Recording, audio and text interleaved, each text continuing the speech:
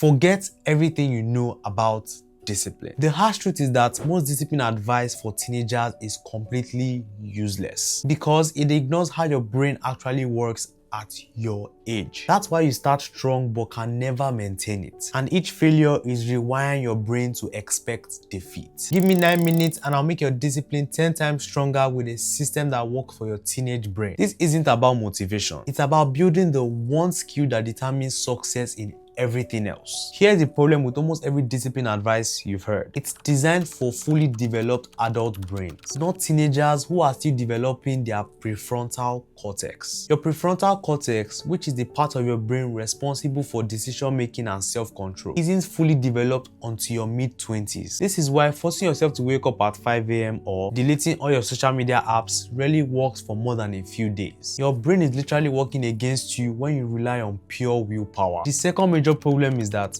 most discipline advice focuses on motivation rather than systems. Motivation is like a sugar rush. It feels amazing for a short time, but inevitably crashes. Every time you rely on motivation and then fail, your brain logs another failure, making you less likely to succeed next time. This creates a vicious cycle where each attempt at discipline feels harder than the last. The solution isn't more motivation or stronger willpower. It's understanding exactly how your brain works and building a system around it. What I'm about to show you isn't another motivational speech or extreme challenge. It's a science-based system specifically designed for how your brain functions at your age. This approach makes discipline feel almost automatic rather than a constant battle against yourself. The first key to making your discipline 10 times stronger has nothing to do with motivation or willpower. It starts with something psychologists call implementation intentions, which is just a fancy way of saying when then planning. Most teens try to build discipline by making vague commitments like I'll study more or I'll use my phone less. But your brain doesn't know how to act on vague instructions. It needs specific triggers and responses. Implementation intentions turn abstract goals into concrete plans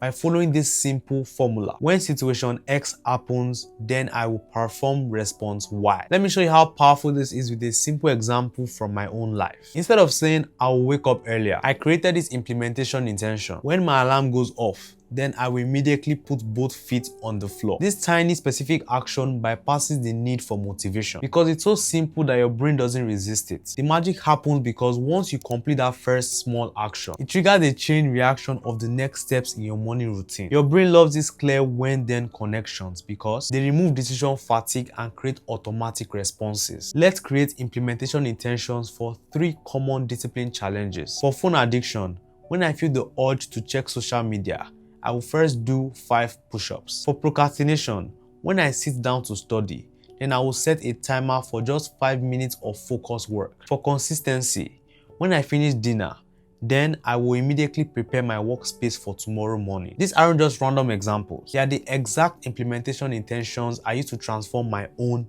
discipline. The key is to make them specific, actionable, and tied to triggers that already exist in your day. Your teenage brain responds exceptionally well to these clear cause and effect patterns, making discipline feel almost automatic. If you're finding this helpful so far, a quick tap of the subscribe button will help more than you know. The second principle and the most important one is called environment design. Here's the harsh truth. Your environment will always win against your willpower, especially as a teenager. Think about it. How many times have you promised yourself you won't check your phone, only to find it in your hands 5 minutes later? That's not because you are weak. It's because your environment is designed to make discipline impossible. The secret to making your discipline 10 times stronger is to flip this around and make your environment work for you instead of against you. Your brain naturally follows the path of least resistance. So the key is to make discipline choices easier than undisciplined ones. Let me show you exactly how this works with 3 environmental hacks that transform my discipline. First, for phone distractions, I keep my phone in another room while working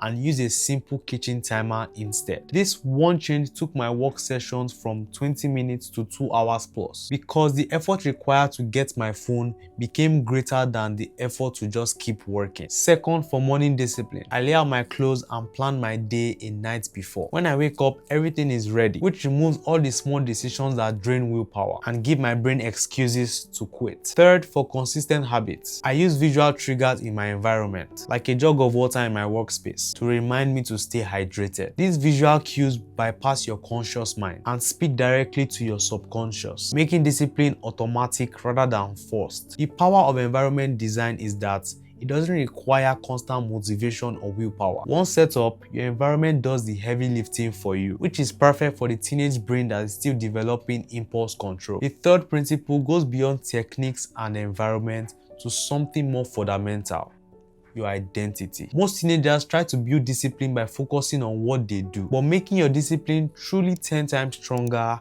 comes from changing who you are. This isn't about motivation or habits. It's about how you see yourself at the most basic level. Here's why this matters. When discipline is part of your identity, you don't need to make disciplined decisions. You simply act in alignment with who you are. Let me show you the difference with a simple example. Someone who doesn't identify as disciplined thinks, I need to force myself to study tonight even though I don't want to. But someone who has made discipline part of their identity thinks, I'm the kind of person who studies consistently, so of course I'll study tonight. See the difference? One is fighting against themselves, while the other is simply expressing who they are. The key to identity shifting is to start with small, consistent actions that gradually redefine how you see yourself. Instead of trying to completely transform overnight, focus on tiny wins that you can point to as evidence of your disciplined identity. For me, this started with making my bed every morning, not because it was productive, but because it was something a disciplined person will do. Each small action became evidence that reinforced my identity. Disciplined people make their beds, and I made my bed, so I must be disciplined. Another powerful identity shift comes from changing your language, both what you say to others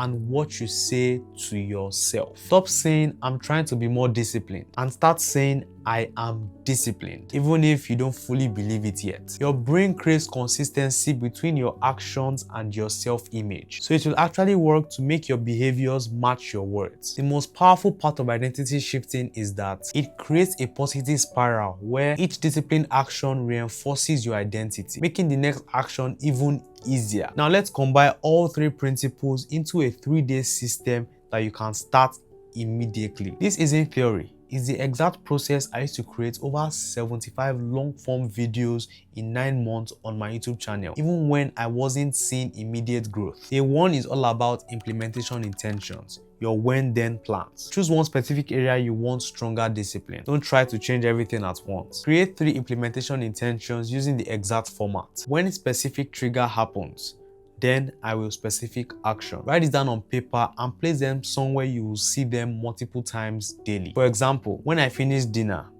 then I will immediately prepare my workspace for tomorrow morning. Day 2 focuses on environment design, making discipline the path of least resistance. Make 3 strategic changes to your environment that support your discipline goal. Remove distractions before they tempt you, and create visual cues that trigger your new habits. This could be moving your phone charger to another room, preparing your clothes the night before, or creating a dedicated study space. Day 3 is about identity shifting, becoming the type of person who is naturally disciplined. Make your first identity statement by sending a message to a friend, declaring your new disciplined identity. Complete at least one small action that supports this identity statement, no matter how minor. The key to this system is consistency over intensity. It's better to follow through with small actions every day than attempt massive changes that don't stick. As your system becomes automatic, gradually increase the challenge, but only after your current level feels effortless. For me, this approach compounded rapidly. Within 30 days, my discipline felt completely